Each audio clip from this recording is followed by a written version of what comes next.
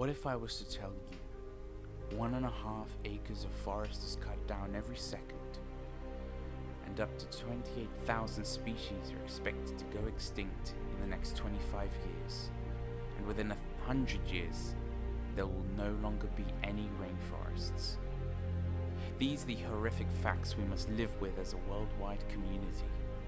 How on earth can we look at a place like this, full of nature, wildlife, and life itself, and prefer a desolate wasteland of this?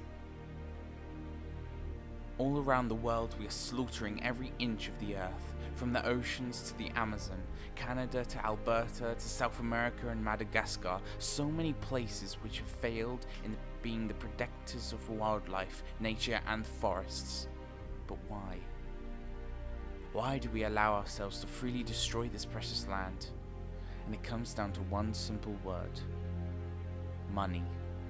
In this day and age, money equals power, and we live in a world dominated by monetary power. Geopolitical conflicts have money and resources as their main root cause. Karl Marx himself even said that every single conflict in history has a root cause of production and its attempts to control it. In the South China Sea, nations are fighting over the gain of oil and shipping routes, with the aim to rise up as the strongest power in Southeast Asia. In the Arctic, almost every nation in the circle has laid claim over its barren shelf of ice because it holds the precious oil. But what is sacrificed at this expense of money? The lives of every single animal on Earth. Our job as the superior beings on this earth is to protect it, not destroy it, to fill our nation's pockets, disregarding all and any consequences. But you see, thousands, even millions are realizing this issue. In the last decade, Greenpeace has been pushing for a massive Antarctic sanctuary to ensure safety for the lives of millions of species of wildlife in those regions. The key and most significant part of this is the fact that they are putting money aside and embarking on a massive, incredibly huge initiative.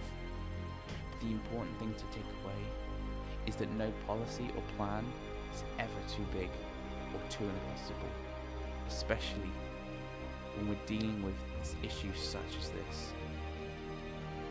We need to come together and not prioritize money and resources as our country's #1 goal usually is.